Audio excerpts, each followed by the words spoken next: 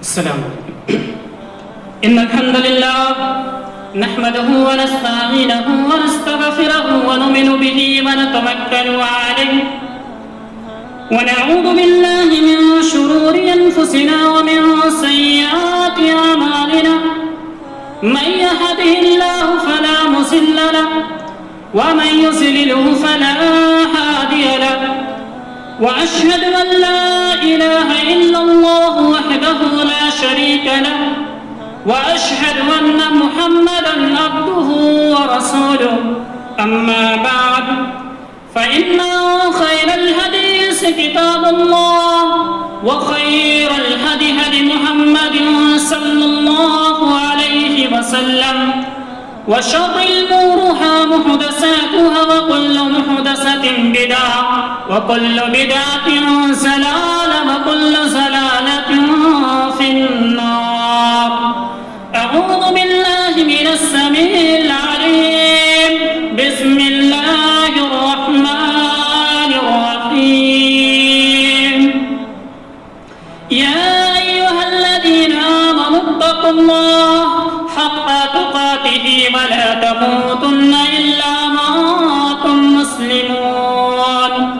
يا أيها الذين آمنوا اتقوا الله وقولوا قولا سديدا يصلح لكم أعمالكم ويغفر لكم من ذنوبكم ومن يطع الله ورسوله فقد فاز فوزا عظيما. يا أيها الناس اتقوا ربكم الذي خلقكم من نفس واحدة وخلق منها زوجها وبث منهما رجالا كثيرا ونساء واتقوا الله الذي تساءلون به والأرحام إن الله كان عليكم رقيبا. قال الله تعالى في القرآن المجيد والفرقان الحميد. أعوذ بالله من الشيطان الرجيم. بسم الله الرحمن الرحيم. والفجر وليال عشر والشفع والوتر. وقال الله تعالى في موضع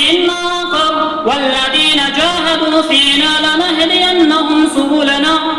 إن الله لمع المحسنين. رب اشرح لي صدري ويسر لي أمري واحلل عقدة من لساني يفقهوا قولي. رب زدني علما رب زدني علما رب زدني علما. سبحانك لا علم لنا إلا ما علمتنا إنك أنت العليم الحكيم. حاضرین جمعہ، سب سے پہلے تمام قسم کی تعریف و توصیف بڑائی بزرگی اس وحدہ لا شریک خالق کائنات مالک ارض و سما کے لیے جس نے ہمیں اس نارے فانی کے اندر مبعوث کیا، پیدا کیا اور پیدا کرنے کے بعد ہمیں یوں ہی لاچار بھٹکتا ہوا نہیں چھوڑا بلکہ ہماری رشد و ہدایت کے لیے، ہماری رہنمائی کے لیے اس دار فانی کے اندر بہت سے انبیاء کرام کو مبعوث فرمایا، جن میں سے آخری کڑی، آخری نبی، آخری پیغمبر، آخری رسول جناب محمد عربی صلی اللہ علیہ وسلم ہیں، جن کے ذریعہ ہمیں امت محمدیہ ہونے کا شرف ملا، جن کی بدولت ہم ضلالت و گمراہی کے دلدل سے نکل کر صراط مستقیم کے راستے پر گامزن ہوئے. تو کروڑہ درود و سلام ہو اس ہستی قدوس جن کا نام نام اسم گرامی جناب محمد عربی صلی اللہ علیہ وسلم ہے. حاضرین، اللہ رب العالمین نے ہمیں اس دنیا کے اندر بھیجا، پیدا کیا اور پیدا کرنے کے بعد ہمیں جس مقصد کے تحت اس دنیا کے اندر بھیجا کوئی اور مقصد نہیں کہ جاؤ کھاؤ پیو نشہ نما پاؤ، بلکہ صرف ایک مقصد اللہ رب العالمین کا تھا ہمیں اس دنیا کے اندر بھیجنے کا. وَمَا خَلَقْتُ الْإِنسَ وَالْجِنَّ إِلَّا لِيَعْبُدُونَ، کہ ہم نے انسان کو جنات کو اس لیے پیدا کیا تاکہ وہ میری عبادت کرے. اس آیت العالمین نے پہلے نفی کا صیغہ استعمال کیا، وما خلقت الانس والجن، کہ ہم نے نہیں پیدا کیا انسان جنات کو، ہم نے نہیں پیدا کیا الا لیعبدون، محض اپنی عبادت کے لیے، استثناء کے ساتھ اللہ رب العالمین کہ ہم نے انسان اور جنات کو محض اپنی عبادت کے لیے پیدا کیا۔ تو ہمیں بھی چاہیے کہ اللہ رب العالمین کی منشا کے مطابق ہم زندگی گزاریں اور اس کی عبادات میں کثرت سے کوشش کریں، اور اللہ رب العالمین نے ہمیں اس کی عبادت کے لیے بہت سارے حسین موقع عطا فرمائے، بہت سارے موقع دیے۔ ان عظیم موقعوں میں سے، ان عظیم دنوں میں سے، ایک افضل دنوں میں سے عشر ذی الحجہ کا دن بھی ہے، جو یہ چل رہا ہے عشر ذی الحجہ، یعنی ذی الحجہ کے 10 دن، یعنی عربی کے مہینے کا آخری مہینہ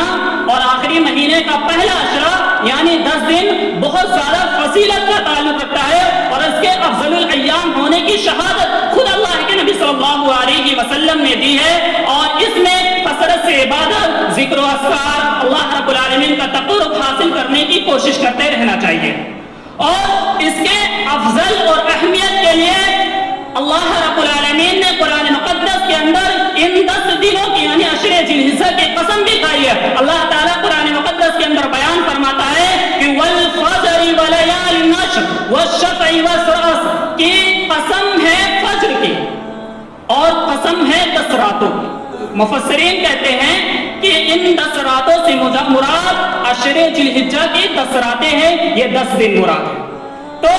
ہمیں بھی ان میں اللہ رب العالمین کی زیادہ سے زیادہ عبادت کرنے کی کوشش کرنی چاہیے، اللہ کا تقرب حاصل کرنے کی کوشش کرنی چاہیے، جیسا کہ اللہ رب العالمین نے خود فرمایا کہ جو عبادت کرتا ہے میرا تقرب حاصل کرتا ہے، والذین جاہدوا فینا لنہدینہم سبلنا وَإِنَّ اللَّهَ لَمَعَ الْمُحْسِنِينَ، کہ جو لوگ میرے دین کی خاطر کوشش کرتے ہیں، محنت کرتے ہیں، لَنَهْدِيَنَّهُمْ، ہم انہیں ضرور بھی ضرور ہدایت کا راستہ دکھائیں گے، ہدایت کے راستے پر چلائیں گے، لَمَعَ الْمُحْسِنِينَ، اور جو لوگ ایسا کرتے ہیں وہی لوگ کامیاب و کامران ہیں اور نیک لوگوں میں سے، محسنین لوگوں میں سے ہیں۔ تو ہمیں بھی اس مہینے کو جو اللہ رب العالمین نے ہمیں دیا ہے، یعنی عشر ذی الحجہ جو ہمیں عنایت فرمایا ہے، جو چل رہا ہے، آج 3 تاریخ ہے، ذی الحجہ کی 3ری تاریخ ہے، تو اس میں ہمیں زیادہ سے زیادہ اللہ رب العالمین کی عبادت کرنا چاہیے، اللہ رب العالمین کا تقرب حاصل کرتے رہنا چاہیے۔ اس کی فضائل حدیثوں کے اندر اللہ کے نبی صلی اللہ علیہ وسلم کئی مقامات پر ذکر کیا۔ حضرت ابو ہریرہ، حضرت جابر رضی اللہ تعالیٰ عنہ بیان کرتے ہیں کہ اللہ کے نبی صلی اللہ علیہ وسلم نے بیان فرمایا، افضل الایام الدنیا افضل الایام الاخر، کہ دنیا کے تمام دنوں میں سے سب سے افضل ترین دن عشر ذی الحجہ کے یہ 10 دن ہیں۔ صحابہ کرام نے پوچھا، قیل یا رسول اللہ لا مثلہن فی سبیل اللہ، کہ اگر کوئی شخص اللہ کے راستے میں ہو، جہاد میں ہو، تب بھی کیا یہ دن اس کے برابر نہیں ہو سکتے؟ اللہ کے نبی صلی اللہ علیہ وسلم نے بیان فرمایا، لا مثلہن فی سبیل اللہ، کہ نہیں، جہاد میں بھی جانا، جہاد میں رہنا، تب بھی عشر ذی الحجہ کے مقابلے میں وہ اس کے برابر نہیں ہو سکتے۔ الا رجل افر، سوائے اس شخص کے افر رجل وجہ فی التراب، جو خاک میں مل گیا، یعنی جو جہاد میں جائے واپس لوٹ کر نہ آئے، مٹی میں مل گیا ہو، جسے شہادت مل گئی ہو، تو اس شخص کے علاوہ اگر کوئی شخص جہاد میں جائے اور اس کے بعد 10 دن گزار کے آئے اور یہ 10 دن جو پائے اس کے برابر، اس 10 دن کے وہ برابر نہیں ہو سکتا۔ جیسا کہ ہمیں معلوم ہے کہ جہاد کی کتنی بڑی فضیلت ہے، پھر بھی اللہ کے نبی صلی اللہ علیہ وسلم نے اس حدیث کے اندر بیان فرمایا کہ یہ 10 دن، اگر کوئی شخص اس 10 دن میں عشر ذی الحجہ میں اللہ کی عبادت کرتا ہے، نماز پڑھتا ہے، روزہ کرتا ہے، صدقہ خیرات کرتا ہے، تو یہ 10 دن جہاد میں جانے سے افضل اللہ کے نبی صلی اللہ علیہ وسلم نے بیان فرمایا۔ اور دوسری حدیث کے اندر حضرت عبداللہ بن عباس رضی اللہ تعالیٰ عنہ بیان کرتے ہیں کہ اللہ کے نبی صلی اللہ علیہ وسلم نے بیان فرمایا، ما من عمل الصالح فینا احب الی اللہ من هذه الايام، کہ کار خیر میں سے، بھلائی والے دنوں میں سے، نیک عمل میں سے، نیک دنوں میں سے جو اللہ رب العالمین کو سب سے زیادہ محبوب عمل جس مہینے میں، جس عشرے میں پسند ہے وہ عشر ذی الحجہ کے اس 10 دنوں میں اللہ کے نبی صلی اللہ علیہ وسلم نے بیان کیا یہ 10 دن. تو پھر صحابہ کرام نے پوچھا اللہ کے نبی صلی اللہ علیہ وسلم ولا الجہاد فی سبیل اللہ، اگر کوئی شخص جہاد میں ہو تب بھی اس کے برابر نہیں پہنچ سکتا؟ اللہ کے نبی صلی اللہ علیہ وسلم نے فرمایا نہیں، وہ بھی اس کے برابر ہے سوائے اس شخص کے الا رجل خرج بنفسه وماله، سوائے اس شخص کے جو اپنے نفس کو اپنے مال کو لے کر اللہ رب العالمین کے راستے میں نکلے اور پھر فَإِنَّ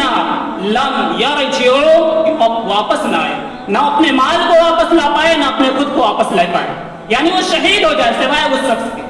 تو کتنی بڑی فضیلت کا مقام ہے کہ اللہ رب العالمین نے یہ مہینہ ہمیں دیا ہے، یہ عشرہ بھی ہمیں دیا ہے، تو ہمیں اس میں اللہ رب العالمین کی خوب عبادت کرنی چاہیے، خوب اللہ رب العالمین کا تقرب حاصل کرنی چاہیے. ایک اور حدیث کے اندر سن لیجئے کہ اسی طرح اللہ کے نبی صلی اللہ علیہ وسلم نے فرمایا ما من عمل اصفى عند اللہ، کہ نیک عمل میں سے بھلائی والے دنوں میں سے اللہ رب العالمین کو جو سب سے زیادہ عمل جس عشرے میں سب سے زیادہ عمل محبوب ہوتا ہے، سب سے زیادہ پسند ہوتا ہے، وہ قربانی والے نہر والے عشرے میں ہوتا ہے. اللہ رب العالمین سب سے زیادہ عمل محبوب. صحابہ کرام نے وہی سوال کیا کہ اللہ کے نبی صلی اللہ علیہ وسلم کیا جہاد میں جاؤ تب بھی اس کے برابر نہیں؟ تو اللہ کے نبی صلی اللہ علیہ وسلم نہیں، سوائے اس شخص کے جو اپنے جان کو مال کو لے کر آئے اور جان بھی قربان کر دے اور مال بھی قربان کر دے اس شخص کے. اس حدیث کے راوی کہتے ہیں کہ حضرت سعید بن جبیر رضی اللہ عنہ اس حدیث کے مطابق جب انہوں نے اس حدیث کو پڑھا، اس حدیث کو جانا، تو سعید بن جبیر رضی اللہ عنہ ایک بار جب یہ عشرہ شروع ہوتا ذی الحجہ کا، یعنی عشر ذی الحجہ شروع ہوتا، تو عبادت میں اس قدر محنت کرتے تھے، اس قدر کوشش کرتے تھے کہ جو اگر کوئی شخص ان کے برابر انہیں عبادت کرنا چاہے تو وہ نہیں کر سکتا ان کے برابر، اتنی محنت کرتے تھے. تو معلوم کیا ہوا کہ سلف صالحین کے طریقے کے مطابق ہمیں بھی اپنی زندگی کو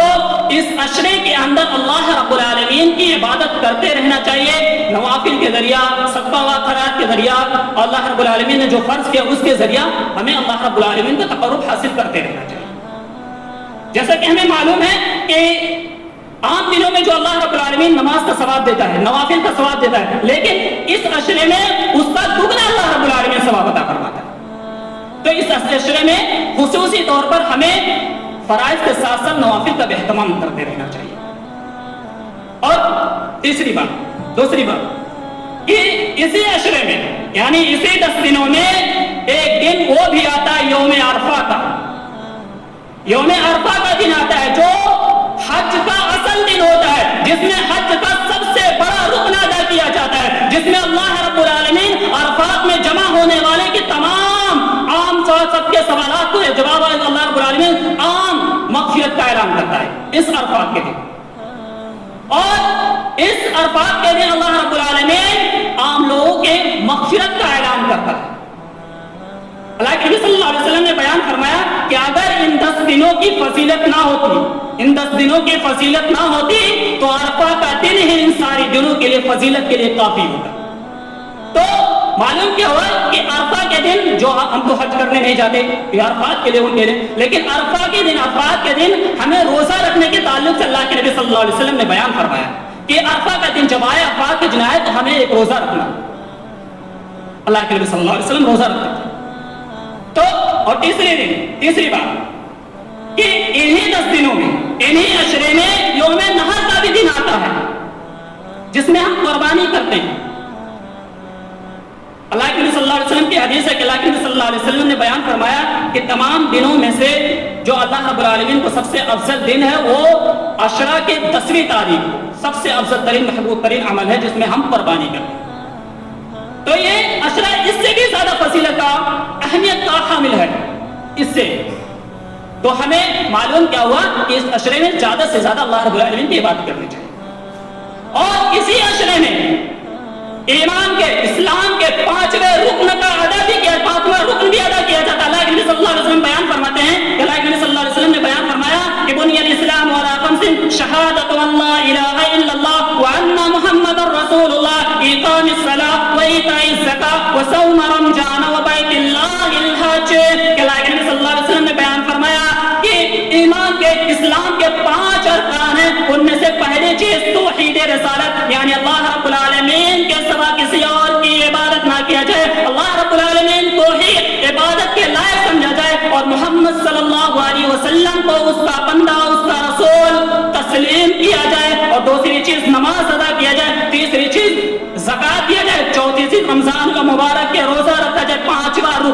पांचवी चीज बैतुल्लाह का हज अदा किया जाए।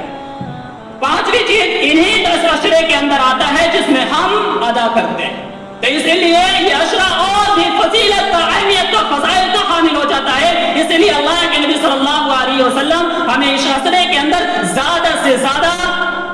अल्लाह रब्बुल आलमीन की इबादत, अल्लाह रब्बुल आलमीन का जिक्र व अस्कार, अल्लाह रब्बुल आलमीन के लिए सदका व खैरात, अल्लाह और रोज़ा, नमाज और नवाफिल के जरिए अल्लाह रब्बुल आलमीन के तक़र्रुब हासिल करने के लिए तौफीक अल्लाह के नबी सल्लल्लाहु अलैहि वसल्लम ने हमें बनाया। अब इस अशरे में जो मुस्तहब अमाल होते हैं, मुस्तहब अमाल जिनमें करना जरूरी है, नमाज पढ़ना। नमाज के ताल्लुक से हम जानते हैं कि हर इंसान पर, हर शख्स पर यह फर्ज है।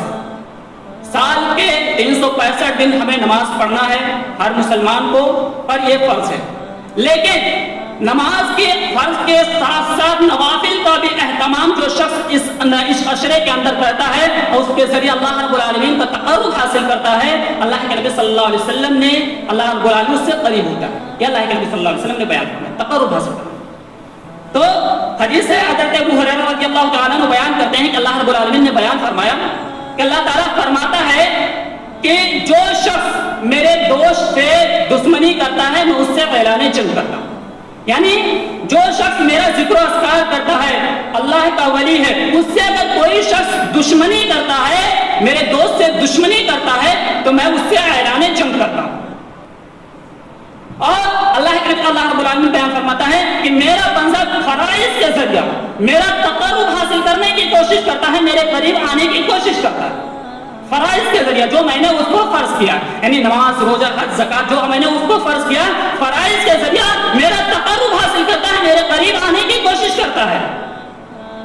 और फिर मेरा बंदा नवाफिल के जरिए मेरा तक़र्रुब हासिल करता है, जो मैंने उस पर फर्ज नहीं किया, जो मैंने उस पर बोझ नहीं डाला। यार फराइज के ताल्लुक से चाहे बीमार हो, कुछ भी हो, हमें करना है। लेकिन नवाफिल के ताल्लुक से अल्लाह के नबी अल्लाह रब्बुल आलमीन कि मैंने उस पर वो चीज नहीं की, बल्कि वो अल्लाह रब्बुल आलमीन के नवाफिल के जरिए तक़र्रुब हासिल करता है। जब बंदा नवाफिल के जरिए तक़र्रुब हासिल करता है तो अल्लाह ताला फरमाता है कि मैं उससे मोहब्बत करने लग जाता हूँ।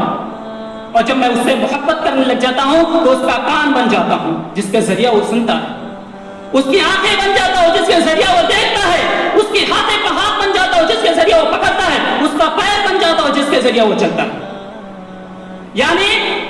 जिस्म के सारे आज़ा को अपनी इबादत में लगा लेता हूँ, उसे किसी और डगमगाने नहीं देता हूँ, उसे गलत कामों की तरफ उसको जाने नहीं देता हूँ, अपनी इबादत में उसे लगा लेता हूँ।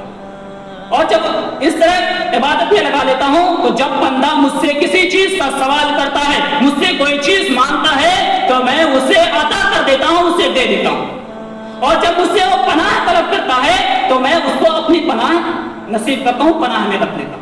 ये नमाज का ताल्लुक से अल्लाह के ये नवाफिल के जरिए अल्लाह रब्बुल आलमीन का हमें तक़र्रुब, इसमें इस अशरे में खुसूसी तौर पर नवाफिल का एहतमाम करना चाहिए। और इस अशरे में दूसरी चीज रोजे का भी एहतमाम करना। रोजा तो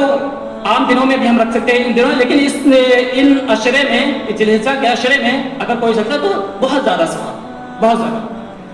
अल्लाह के नबी सल्लल्लाहु अलैहि वसल्लम बयान फरमाते हैं कि मामिन अब्दिन यसूम यौमन, कि जो शख्स एक दिन अल्लाह की राह में रोजा रखता है, अल्लाह रब्बुल आलमीन उसके चेहरे को जहन्नम से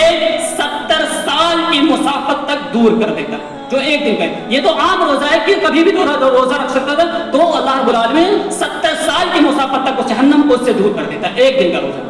और इस अशरे के ताल्लुक से अल्लाह के नबी सल्लल्लाहु अलैहि वसल्लम की अज़वाज मुतहरा बयान फरमाती हैं कि अल्लाह के नबी सल्लल्लाहु अलैहि वसल्लम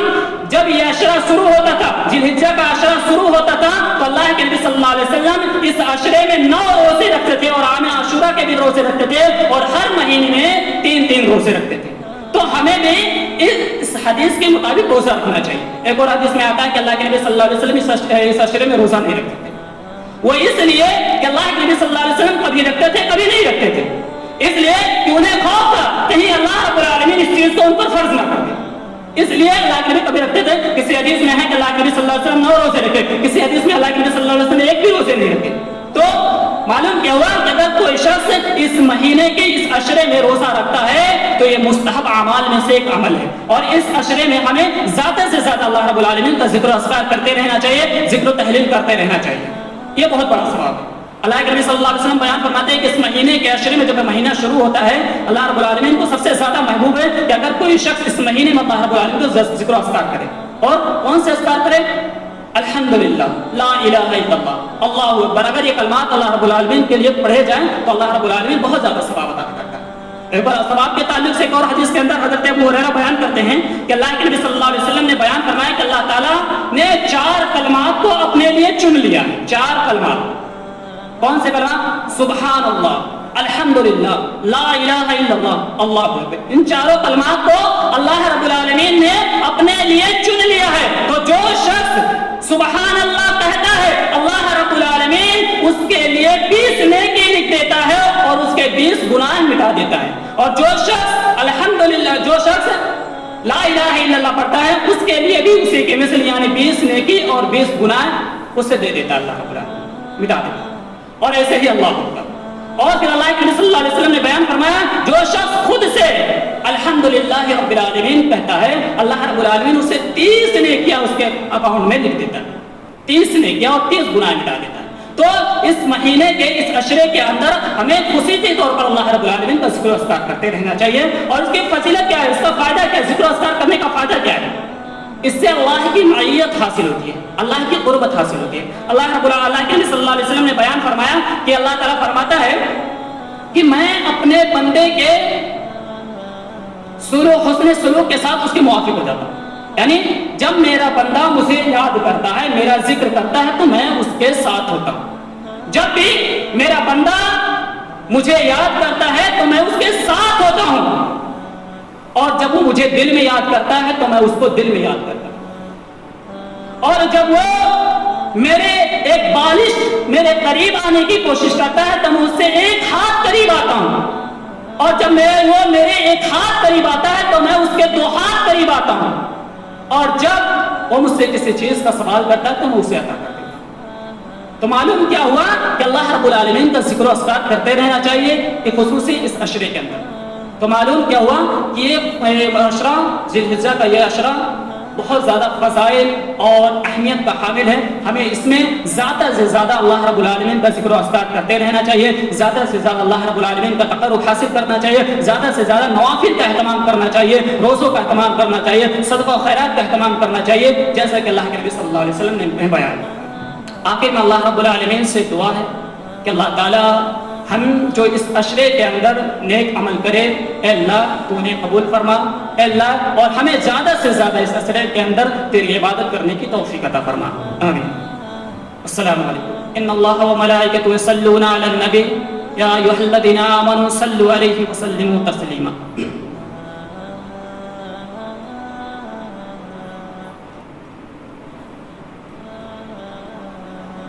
ان الحمد للہ نحمده ونستعينه ونستغفره ونؤمن به ونتوكل عليه ونعوذ بالله من شرور أنفسنا ومن سيئات أعمالنا من يهده الله فلا مضل له ومن يضلل فلا هادي له وأشهد أن لا إله إلا الله وحده لا شريك له وأشهد أن محمدا عبده ورسوله أما بعد فإن خير الحديث كتاب الله وخير الهدي هدي محمد صلى الله عليه وسلم وشر الأمور محدثاتها وكل محدثة بدعة وكل بدعة ضلالة وكل ضلالة في النار۔ اللهم صل على محمد وعلى آل محمد كما صليت على إبراهيم وعلى آل إبراهيم إنك حميد مجيد۔ اللهم بارك على محمد وعلى آل محمد كما باركت على إبراهيم وعلى آل إبراهيم إنك حميد مجيد۔ عباد الله رحمكم الله، إن الله يأمر بالعدل والإحسان وإيتاء ذي القربى وينهى عن الفحشاء والمنكر والبغي يعظكم لعلكم تذكرون، ولذكر الله تعالى أعلم وأتم وأكبر، والله يعلم ما تصنعون۔